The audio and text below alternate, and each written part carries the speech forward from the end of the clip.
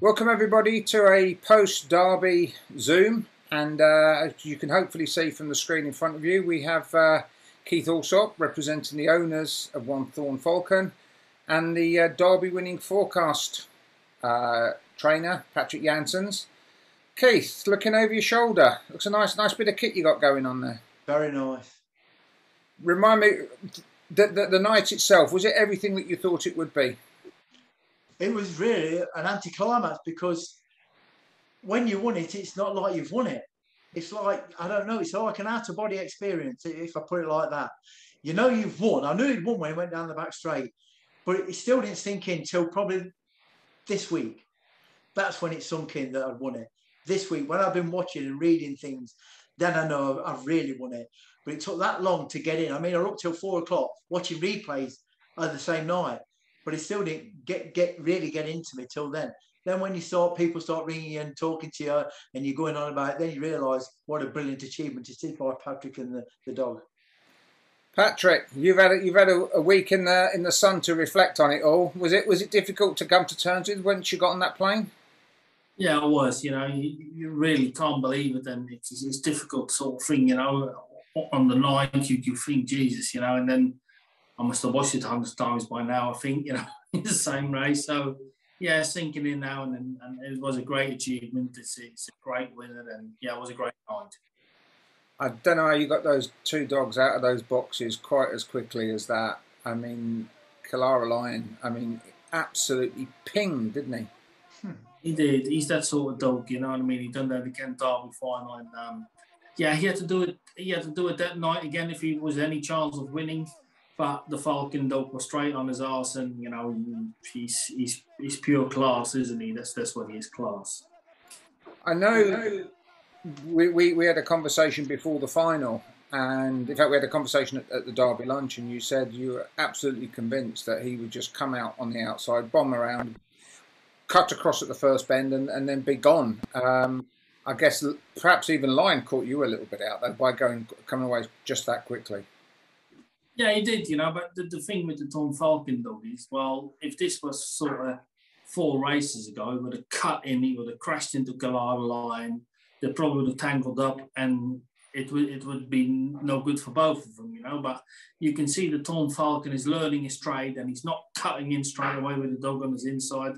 He galloped around Kalara Line and off he went, So the dog he only had 10 races. He only been led sort of 2 or 3 times, and, he won 8 of them. And he's definitely improving all the time. And I guess, Keith, the one thing we should do, of course, is mention Mark Harrison and Chris Osborne. Now, Mark, I gather, is very new to dog racing, isn't he? He must think this is quite easy.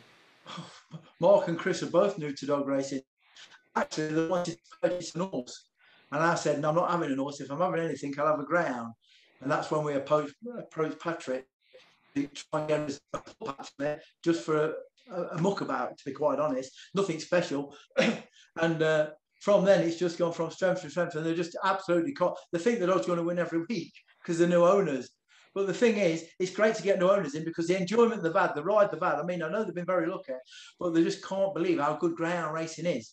And the night they had it at Toadstool, they'll live with him like everybody else for the rest of their lives. But this is the lifeblood of this industry, getting new people in like this. It just shows you, once you get them in, oh, okay, they've won the Derby. But even if they hadn't won the Derby, when they seen the first open race, they couldn't believe the atmosphere and how good it was to be involved in greyhound racing. Yeah, we had a good chat at the Derby lunch. I mean, that in itself is a fabulous occasion, isn't it? I think you were quite taken aback by it. Fantastic. We had a great night, to be quite honest. And like I say, I think me, you and Kevin stayed a bit longer than everybody else. But it was just nice to chat to people and get back out. I mean, when you've been locked up for as long as we've all been locked up, I mean, everybody wants to get out. And just to talk to people that are the same minded as you. I mean, I could talk about, like you can, greyhounds all day long. I just love them. It's been my life for a long while. And to me, to talk about greyhound and have a beer as well, utopia. Yeah. I mean, and considering what they achieved in a short space of time, I would imagine by next year when the pods are in and the tents and God knows what else is up and running. I mean, taking it back, you've been involved in dogs for a long time, as far as I can remember. When was your first involvement? Well, my dad and my granddad had them years ago, and I used to have to walk them on a Saturday morning. My job on a Saturday morning was walk the grounds and clean the chickens out when I was a young kid. And she didn't get no pocket money. And we just used to go flapping here and there. No special, we had nothing. You know what I mean? But it was just nice to be with the dogs because they've just got a lovely temperament. And then 20 years ago, I bought one with David Prue's, Blue Fox Sports. Nothing special. Didn't win for 13 races, so that could have put you off. But I just love racing anyway. And then that dog started to win. So then I just got an obsession with it and just kept buying and buying and buying. Then it turned into a bit of a trainer, tried my hand at it, won a few races, and just generally had a great time. I mean, I always think about you with kind of the slick runners up till now. What would have been your best night in racing until last Saturday? I've had a few good nights. I mean, it depends. Best night in racing or best, I don't know. There's been that many, to be honest with you. I've won a lot of competitions in Ireland and England. So one of the best nights would have been Walthamstow when Slick Kid won the Racing Post Festival Stayers. I mean, we backed him from 25-1 that night right down. And he come from nowhere. I mean, they all got knocked over at the first bend, and Zigzag Stewart went 7 lengths clear of the field. You'd have thought he'd have won it. But we knew I were a good stayer. We knew Zigzag Stewart were a short run, even though he won the Cesarewitch at Oxford. But we thought we'd catch him, and we did catch him on the line. So we took a long money on with the cup, and it was a brilliant night at Walthamstow. And in terms of your Irish runners, obviously Tully Marriott is the one everybody. Oh, Tully Marriott was fantastic. He won when he won the Arrows Cross Puppy Dive when he beat Westmead Grant. That was a good night. But I had a good bitch in Slick Sue. She won the Galway Champions Bitch Stake. She won that in the Tara Ted Champion Bitch Stake. She won that was €32,000 at the time. She was a really good bitch. She was, and she got to 5 Category 1 finals, 4 Oakses. She ran the English Oaks for me when I trained her. Yes. So she was a good bitch. We had some good dogs though, like Mine the Net. That was a good dog. Got to 2 Derby finals. Second up at Scotland. What else is that? Slip the Law. Well, he should have won the Derby in my eyes. And when that Shelbourne Aston picked him up on the line. But if you look at the line were a bit bent. But they are. That's where it is. Yeah, of course he went on to be a good stud dog, didn't he? Yeah, Tully Marriott was the better stud dog. Yes. They didn't use Slip the Light so much because he was a short dog. He was quick early pace. He relied on early pace. If he didn't have early pace, he wanted to go away from him. But Tully Marriott, he could do it both ends. In all fairness, he was a good dog. Yeah, and he threw Droopy's jet, didn't he? He slipped the Light, did yeah? Slipped the Lark, yeah. Yeah, he did, yeah. And you think he's been the outstanding stud dog for the last 3 years? So is Tully Marriott. No, I was going to say, well, Droopy's jet now. I mean, for the last Droopy's jet, fantastic. But Tully Marriott for me was the best stud dog. Yes, he threw some right good dogs, and he would have done, but he got cancer and died young. So just one of them things. Poor dog. He was a beautiful dog as well.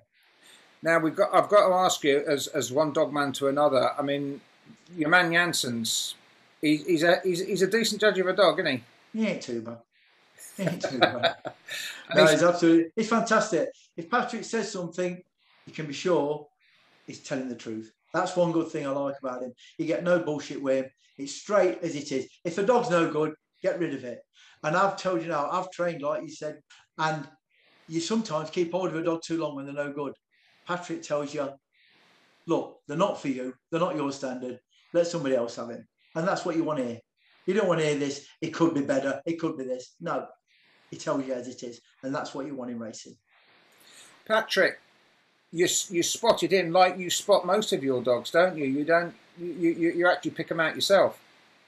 Yeah, I do most of them, you know. I've got some people in Ireland as well, but, you know, a lot of people, when I found this dog and I inquired about the dog to get Joe Devlin owned him, and I tried to get his number and ask people, and then they asked me which dog you're after him. I said that old Joe Soap on last night at Dennis Scott. Oh, you don't want him, he's too big. I said, listen, I don't ask your opinion, I ask the number. Yeah? So, and I made mistakes, don't get me wrong. I had the same with Bucko's Dermy. You know, I ran Graham at the time, you know, and he turned out a great dog, and he was a big dog, he was 38 kilos. Bucko's Belly was one of them as well. But the thing is, you know, you got to go, there's one thing I learned, I just go by my own opinion. And I always think my eyes don't lie. And when you're going down race day, you know, the one at Dennis Court, the Future and race day was called after the unfortunates there at Michael. You know, there's some real good dogs running in there. Truby's Rodder come out of that. Ballymackinspeed come out of that. There's some right dogs in it. People hold dogs back for that race. And when I saw that dog running, I thought he looked special to me. And I rang Joe. We agreed the price. And I bought him. And I rang Keith because he just rang me really the day before, looking for the dog. And Keith said, yeah, I'll have him. And that was it, really. Yeah. And the Scorthy form always holds well, doesn't it? It does. But you see, with me, you know, times to me are irrelevant with dogs. It's the class you run against, you know. Most dogs are quick, you know, but it's the same when, you know, he done it against class, and the way he done that Dennis Scorthy, he fell out of traps, he flew to the bend, and from the first bend to the third bend, he was absolutely breathtaking. And I thought, he reminded me a lot of his dad, really. You know, he was very similar. He was never a brilliant breaker, the Rose Wildcat, but showed great early pace and great middle and stayed well, you know. So, and that's why, you know, and then listen, it's still a punt you take because you don't know what that dog's going to do. What's going to happen when he's behind? Is he going to pass dogs? Does he has to lead? This is the bit of risk you take, you know. So, and yeah, it turned out great, really. You know, I was going to say that there's a little bit of modesty because apart from anything else, and I'm asking for Keith to comment on this because Patrick can't comment himself. But I mean, the dog's run in the final was absolutely superb, wasn't it? I mean, to talk about peaking when it really matters. Breathtaking, to be quite honest. Like I say, but Patrick did say, when you just got to get to the final. The final is what you want to do. You're running. You don't win. We always said you don't win the competition any other round. The final is the one where you do it. And fair play to him. He done it in the final. While we were talking prior to this recording, we're talking about the sort of frustrations for being an owner, and your two guys have come in and have absolutely must feel they're walking on water. Yeah. But there are some frustrations, and if we're going to get more owners in, I mean, what would you say at the moment your biggest concerns as an owner? Prize money, competitions. You look round and open racing. You look round, there's a lack of open racing to keep your dog going. And what there is poor. I mean, Nottingham used to have a full card nearly on a Monday night. Look at it now, it's devastating. And they'll say they can't get them. But if you're only advertising 4 opens, you ain't going to get a trainer come from like where Patrick is and try and get 2 dogs on it. It's false economy. You've got to put the opens on. But the trouble is as well, if you don't put the quality racing on, you're not going to get quality owners. People ain't going to spend all this money just to go nowhere and have a competition for a couple of grand. Like that Sunderland job, £3,000.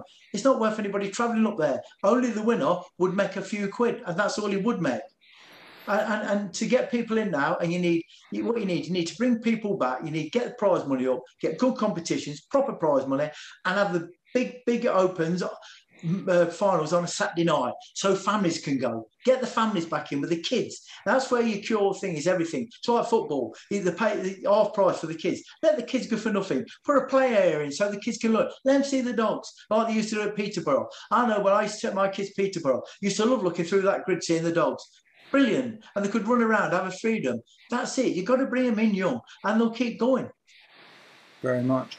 Patrick, you're obviously permanently looking at the calendar in terms of looking for races for your dogs. I mean, how frustrating is it for you?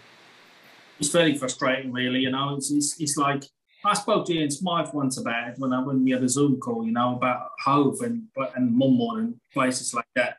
You know, like Hove, they never do them now. They have really one trial stake before the Sussex Cup and then straight in the Sussex Cup, and I think, you know, Hove is not the easiest track to run. You need a few races there to get used to that track. And what you got to realise as well is it's like dogs like Bocco Stumi, who became really a Hove specialist, you know. He started his career at Hove because I was going there at the time with a lot of the dogs, what I had here, because I'd done every Thursday night he opens. And he started his maiden there, this winner of won his Sussex Cup Puppy Trophy. And really, he was brought up at Hove. Hove was his home track because that's where he started. Because, you know, you go there with dogs, you know, you stand at dogs like at the time at Slick Strauss and Goldie's Hotspur, and they're starting there. And then they're running in them races, and then you take one with you for the trial for the maiden and see how he goes, and then he runs the following week in the maiden, and then he runs in the winner of one. But if them races ain't there, you can't become the next. Where is the next Bucco's Doomy going to come from? Where is the next Tom Falcon going to come from? You know, that's why Romford really they do it right. You know, they do them every Friday. You know, that's why Goldie's Huddle become a Romford dog. You call them all, the Marks out of J.R. Bob, your Desperado Dans, you know, that's what you need. You need them outings every week to bring them dogs on and get better and better. If when I took Goldie's Huddle the first time to Romford, he didn't break 25 seconds. You think, oh, what are we going to do with him? But it's no good going there once. You've got to keep going back. And then he gets in the maiden and you see him improving. And that's what you have to do with dogs. And just to do a trial stake in a competition and then 3 weeks later we're finished again, it's no good for no one. It's no good. Yeah, I mean, to be fair, and I'm just playing devil's advocate here, I mean, I was been looking at, for example, some of the tracks, and you're getting very few outside dogs in. And I think there was a meeting the other day. I think there were 4 opens, and I think there was something like 22 local dogs out the 4 opens.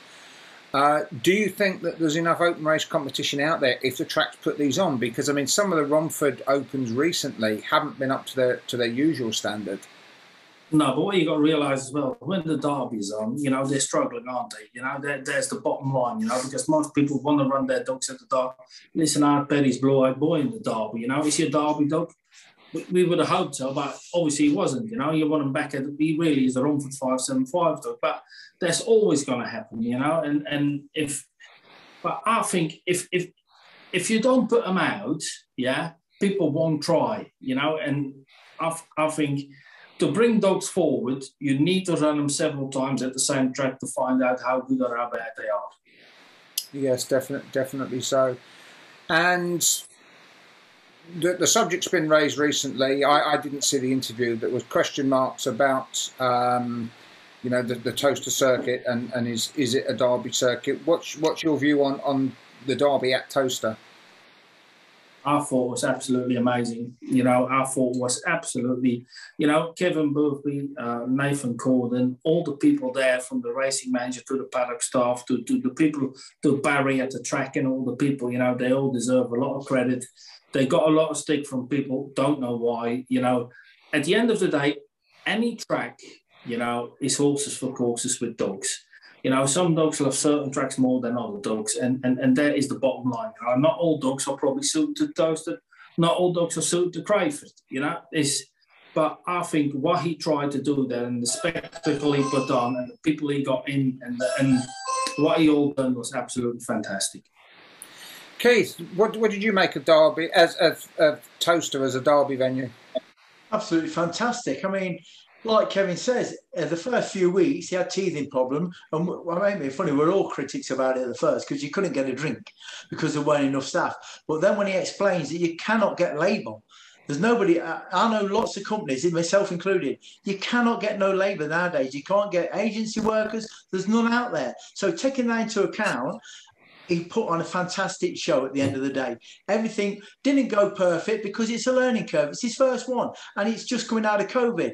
But I think next year, from what he's learned this year, Kevin will put an even better Derby on. He's got the right attitude, and the night were brilliant. The crowd were fantastic. I mean, the atmosphere were electric. I mean, that's it with the singer bit that you've got behind you too. Fantastic. Everything about the place was first class for me, and it can only get better. And Kevin's got the right attitude to bring it on, and you've got a good sponsor in Ben Keith.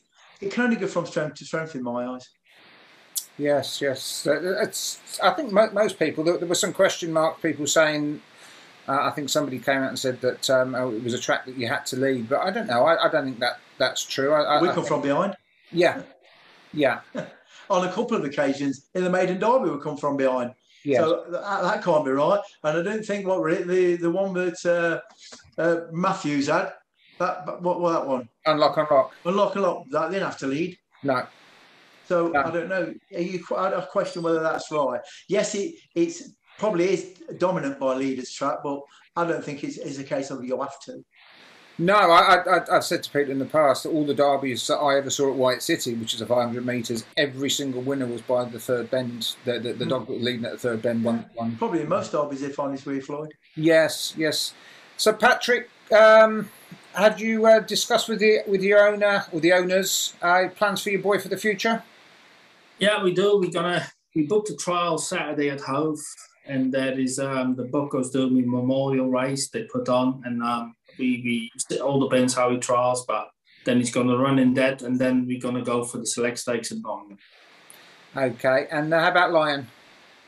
Lion, he's going to have a trial at Thing, and he's going to run at Toast at Hove as well on final night, Sussex Cup final night, and then he's going to go for the select stakes as well. Okay, have you got any plans to go to Ireland?